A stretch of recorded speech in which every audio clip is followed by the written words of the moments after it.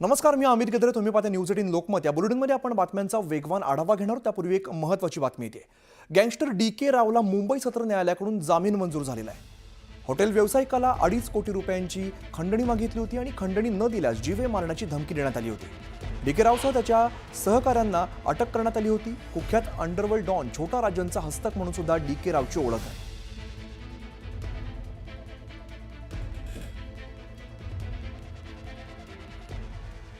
आणि आता घेऊया बातम्यांचा वेगवान आढावा. सुप्रीम कोर्टाने नाशिक महापालिकेला दिलासा दिलाय. नाशिक दर्गा प्रकरणी याचिकाकर्त्यांची मागणी फेटाळण्यात आली आहे. याचिका दाखल करण्यापूर्वीच पालिकेने कारवाई केल्यानं निदर्शनास आल्याने दर्गा ट्रस्टला नव्याने हायकोर्टात दाद मागण्याचा सल्ला कोर्टाने दिलाय. दाभोळकर हत्या प्रकरणातील जामिनावर सुटलेले संशयित आरोपी विक्रम भावेच्या दाभोळकर हत्या आणि मी या पुस्तकाचं आज कोल्हापूरमध्ये प्रकाशन पार पडलं. यावेळेला बोलताना दाभोळकर हत्या प्रकरणात आपल्याला विनाकारण गोवल्याचं विक्रम भावे म्हणाले. तर तत्कालीन मुख्यमंत्री पृथ्वीराज चव्हाण यांनी गुन्ह्याचा तपास फिरवल्याचा गंभीर आरोप सुद्धा केला. बुलढाणा जिल्ह्यातील शेगावमधल्या नागरिकांमध्ये नख तुटण्याची समस्या निर्माण झाली. त्यामुळे पुणे आरोग्य विभागाची टीम बोंडगावामध्ये दाखल झाली आहे. उद्या इकडे दिल्लीचे आरोग्य पथक दाखल होणार असून नागरिकांना घाबरून न जाण्याचं आवाहन केलं आहे.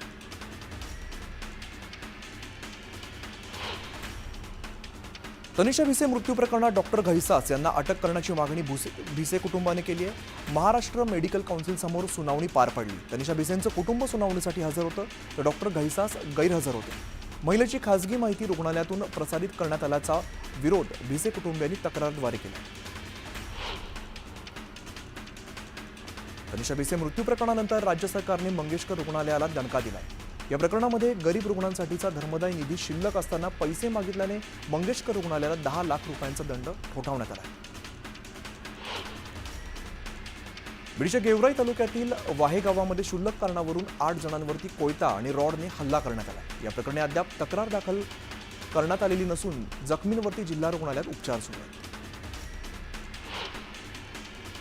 वादग्रस्त पोलीस अधिकारी रणजित कासलेला 23 एप्रिलपर्यंत पोलीस कोठडी सुनावण्यात आली आहे. अॅट्रॉसिटी प्रकरणात रणजित कासले विरोधात बीड शहरातील शिवाजीनगर पोलीस ठाण्यामध्ये गुन्हा दाखल करण्यात आला होता. वडतर्फ पोलीस अधिकारी रणजित कासलेला 23 एप्रिलपर्यंत पोलीस कोठडी सुनावण्यात आली आहे. शिवाजीनगर पोलीस ठाण्यात दाखल असलेल्या अॅट्रॉसिटी प्रकरणात 23 एप्रिलपर्यंत पोलीस कोठडी सुनावण्यात आली. माजलगावात क्षुल्लक कारणावरून महादेव गायकवाड या धाबा मालकाची हत्या करण्यात आली होती. दरम्यान आरोपी अद्याप फरार आहे. त्यामुळे आक्रमक झालेल्या नातेवाईकांनी थेट पोलीस ठाण्यामध्ये मृतदेह आणत आरोपींना अटक करण्याची मागणी केली. उद्धव ठाकरेंनी ज्या अटी घातल्या त्या शाळकरी मुलासारख्या आहेत. राज ठाकरे कोणासमोरही झुकून एकत्र येणार नाहीत असं विधान मंत्री उदय सामंत यांनी केलं. शालेय मुलांसारख्या अटीवरती महाराष्ट्रात राजकारण घडेल असं वाटत नाही असंही सामंत म्हणाले. राज आणि उद्धव ठाकरे यांनी एकत्र यावं आणि राज्यातील विरोधी पक्षाची जी पोकळी आहे ती भरून काढावी असं आवाहन लक्ष्मण हाकेंनी केलं. पवार कुटुंबीय कधीच वेगळे नव्हते. पवार कुटुंबियांनी महाराष्ट्राला वेडात काढण्याचं काम आजपर्यंत केलंय असंही हाके म्हणाले. दोन्ही नेते एकत्र यावेत ही सर्वांचीच इच्छा आहे अशी प्रतिक्रिया शिवसेना उभाटाचे उपनेते शरद कोळेंनी दिली. दोघांमध्ये युती झाल्यास सोलापुरात हत्तीवरून पेढे वाटण्याचं काम शिवसैनिक करतील असंही ते म्हणाले. उद्धव ठाकरेंसोबतचा संभाव्य युतीबाबत मनसैनिकांनी नेत्यांनी कोणतीही प्रतिक्रिया देऊ नये. परदेशातून आल्यावर मी स्वतः बोलणार अशा सूचना राज ठाकरेंनी पदाधिकाऱ्यांना दिल्या.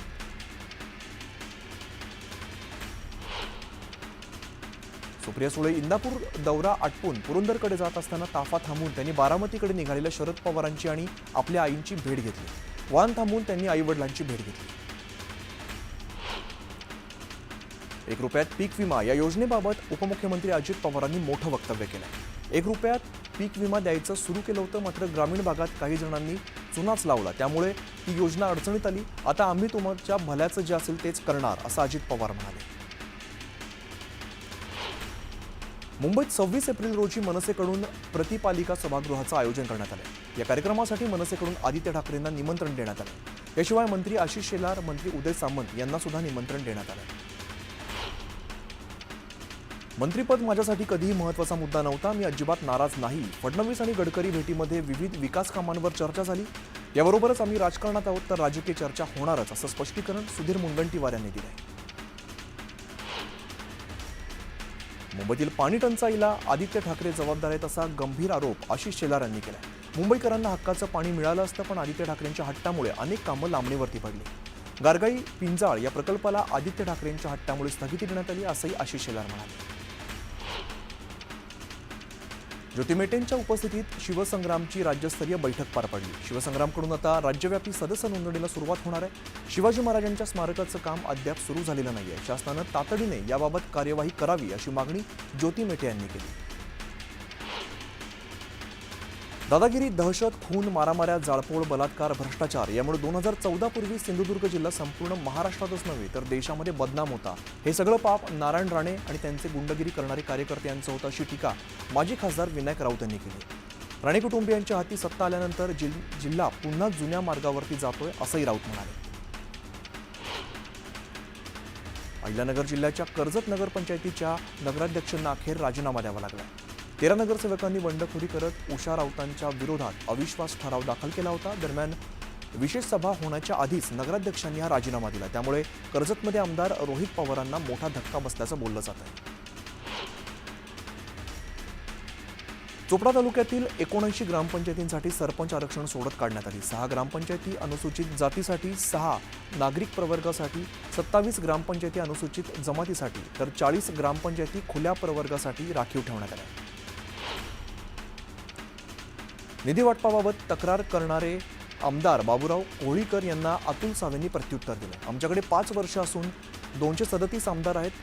ज्याला युतीमध्ये राहायचंय त्यांनी राहावं, अन्यथा बाहेर पडावं असा इशारा सावेंनी दिला. आषाढी यात्रेच्या पार्श्वभूमीवरती पालकमंत्री जयकुमार गोरे यांनी वारकऱ्यांना सुविधा उपलब्ध व्हाव्यात यासाठी विविध ठिकाणची पाहणी करत अधिकाऱ्यांना सूचना दिल्या.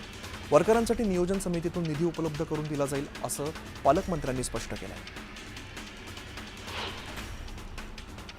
पंढरपुरात मंत्री शंभूराज देसाईंना काळे झेंडे दाखवण्यात आले. शेतकरी कर्ज माफी झालीच पाहिजे अशी घोषणा सुद्धा यावेळेला देण्यात आली.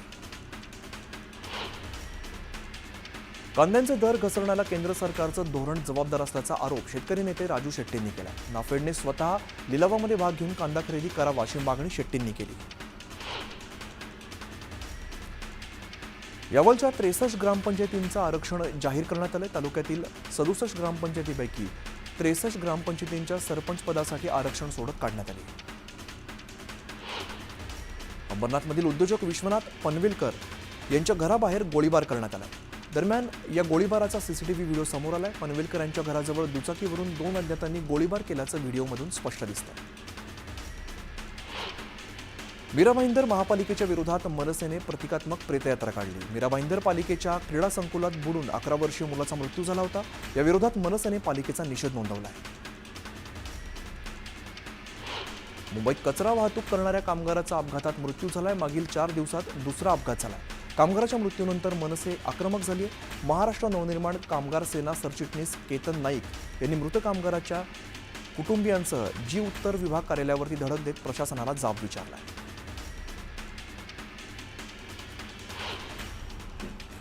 एक महत्त्वाची बातमी समोर येते. पुण्यातील पोर्श कार अपघात प्रकरणात मोठी अपडेट समोर आलेली आहे. डॉक्टर अजय तावरे, डॉक्टर श्रीहरी हळनोर यांची वैद्यकीय नोंदणी निलंबित करण्यात आलेली आहे. महाराष्ट्र मेडिकल काउन्सिलचे प्रशासक डॉक्टर विकी रुगवानींनी ही कारवाई केली आहे. पोर्श कार अपघात प्रकरणातील अल्पवयीनने आरोपीच्या रक्ताचे नमुने बदलण्याचा आरोप आहे. डॉक्टर तावरे आणि डॉक्टर हळनोर यांच्यावरती आरोप करण्यात आला होता.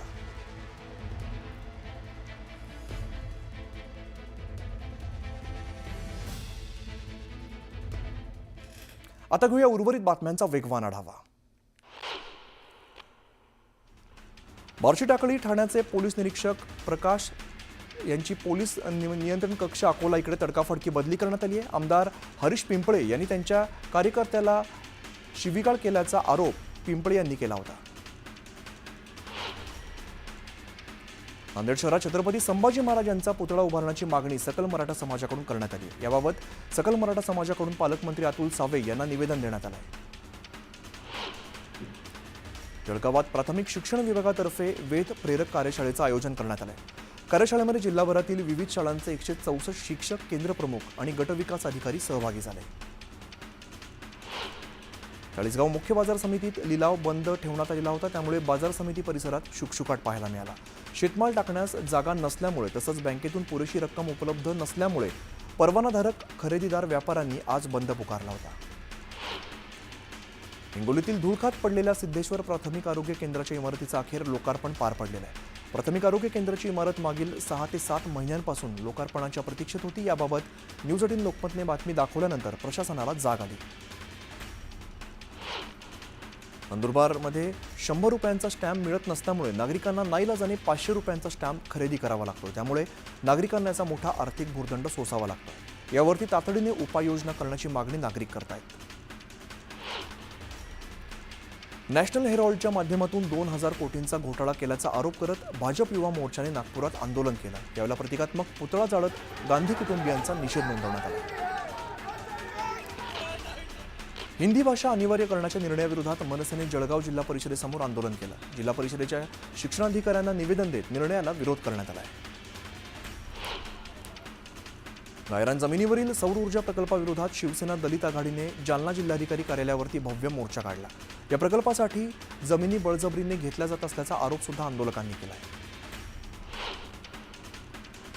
अमरावतीत काँग्रेस विरोधात भाजप आक्रमक झाली आहे. नॅशनल हेरॉल्ड घोटाळा प्रकरणी राहुल गांधी आणि सोनिया गांधी यांच्यावरती कारवाई करण्याच्या मागणीसाठी काँग्रेसची प्रेतयात्रा काढण्यात आली. यावेळेला पोलीस आणि भाजप कार्यकर्त्यांमध्ये झटापट झाली. भाजपनं अमरावतीतील आंदोलनासाठी जिल्हा परिषदेच्या विश्रामगृहाचा वापर केल्याचा आरोप काँग्रेसनं केलाय. या विरोधात काँग्रेस आक्रमक झाली. जिल्हा परिषदेच्या सीओनच्या केबिनबाहेर काँग्रेस कार्यकर्त्यांनी आंदोलन केलंय.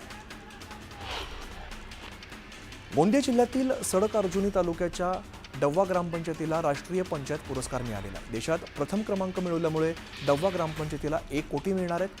हवामान बदलाचे होणारे दुष्परिणाम रोखण्यासाठी केलेल्या उल्लेखनीय कामगिरीची दखल घेत डव्वा ग्रामपंचायतीला पुरस्कार जाहीर करण्यात आला आहे. नागरी सेवा दिनानिमित्ताने नाशिकचे जिल्हाधिकारी जलज शर्मा यांना पंतप्रधान नागरी सेवा सर्वोत्कृष्ट पुरस्कार 2023 प्रदान करून सन्मानित करण्यात आलेला आहे. नाशिक जिल्ह्याच्या सर्वांगीण विकासातील उल्लेखनीय योगदानासाठी शर्मा यांना पुरस्कार देण्यात आला आहे. राजीव गांधी प्रशासकीय गतिमानता अभियानांतर्गत एरंडोल नगर परिषदेच्या पुस्तकांचा बगीचा या उपक्रमाला राज्यस्तरीय पुरस्कार प्रदान करण्यात आला आहे. मुख्यमंत्री फडणवीस यांच्या हस्ते हा पुरस्कार देण्यात आला आहे. रावेर तालुक्यातील खिरादो गावचे मंडळ अधिकारी जनार्दन बंगाळे यांना राज्यस्तरीय पुरस्काराने सन्मानित करण्यात आले. दाखल्यांची शाळा या नाविन्यपूर्व उपक्रमाच्या यशस्वी अंमलबजावणीबद्दल मुख्यमंत्र्यांच्या हस्ते त्यांचा गौरव करण्यात आला आहे. वर्ध्यात गेल्या आठवड्यापासून तापमानाचा पारा वाढत चाललेला आहे. तापमानाचा फटका पर्यटन व्यवसायाला सुद्धा बसतोय. वर्ध्यातील सेवाग्राम आश्रमाला रोज 1000 ते 1500 पर्यटक भेट देत होते. मात्र आता तापमान वाढीमुळे पर्यटकांची संख्या आता घटली आहे. कवयित्री बहिणाबाई चौधरी यांच्या आसोदा गावामध्ये भीषण पाणी टंचाईने ग्रामस्थांचं जनजीवन विस्कळीत झालं. गावामध्ये 20 ते 25 दिवसाआड पाणी पुरवठा केला जातोय. पाणी टंचाईमुळे वेगळी समस्या गावामध्ये निर्माण झाली आहे. गावामध्ये पाणी नसल्यामुळे लग्नासाठी मुली नकार देत असल्याचं चित्र आहे. परभणी जिल्ह्यात उन्हामुळे भूजल पातळी घटलेली आहे. त्यामुळे अंदाजे 800 हातपंप ऐन उन्हाळ्यामध्ये बंद पडले. त्यामुळे पाणी टंचाईची शक्यता निर्माण झाली.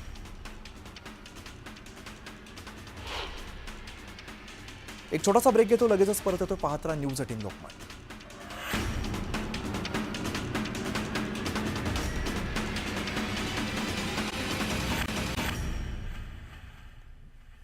ब्रेकनंतर पुन्हा स्वागत. छत्रपती संभाजीनगरमधून एक बातमी येते. हरसूल गावामध्ये सध्या 21 फूट पाणी शिल्लक राहिलेलं आहे. तलावातून रोज 12.5 MLD पाण्याचा उपसा करून 14 वॉर्डमधील नागरिकांची तहान याने भागवण्यात येते. कधी नव्हे ते या दिवसांमध्ये हरसूल तलावामध्ये एवढ्या मोठ्या प्रमाणात पाणीसाठा उपलब्ध आहे. तरी सुद्धा नागरिकांना पाण्यासाठी वाट पाहावी लागते. तर पाणी पुरवठा करणारी यंत्रणा निष्क्रिय असल्याचं दिसून येत आहे. जूनमध्ये पाऊस नाही झाला तर पिण्याच्या पाण्याचा तुटवडा निर्माण होण्याची चिन्ह आहेत. आणि या परिस्थितीचाच आढावा घेतला आमचे प्रतिनिधी अविनाश कांडजे यांनी. मराठवाड्यासह छत्रपती संभाजीनगर जिल्ह्यामध्ये भीषण पाणी टंचाई जाणवतीये. मात्र छत्रपती संभाजीनगरचं जे चित्र आहे ते वेगळं आहे. कारण जायकवाडी धरणातून छत्रपती संभाजीनगरला पाणी पुरवठा केला जातो, तर शहरातील 14 वार्डाची तहान भागवणारा हा हर्सुल तलाव आहे. याच तलावातून छत्रपती संभाजीनगरच्या 14 वार्डांना पाणी पुरवठा केला जातो आणि नागरिकांची तहान भागवल्या जाते. मात्र एकीकडे जायकवाडी धरण गच्च भरलेलं असताना आणि दुसरीकडे कधी नव्हे ते हर्सुल तलावात देखील 21 फूट पाणी असताना देखील नागरिक तहानलेले आपल्याला दिसून येतात. कारण पाणी पुरवठा करणारी जी यंत्रणा आहे ती या ठिकाणी विस्कळीत झालेली आपल्याला पाहायला मिळते. खोळंबा झालेला या संपूर्ण यंत्रणेचा निष्क्रिय झालेली आपल्याला या ठिकाणी म्हणता येईल. कारण की पाणी असताना देखील नागरिकांपर्यंत ते पाणी पोहोचत नाही. त्यामुळं कुठेतरी नागरिकांना पाण्यासाठी भटकंती करावी लागते, त्यांना तहानलेलं राहावं लागतं.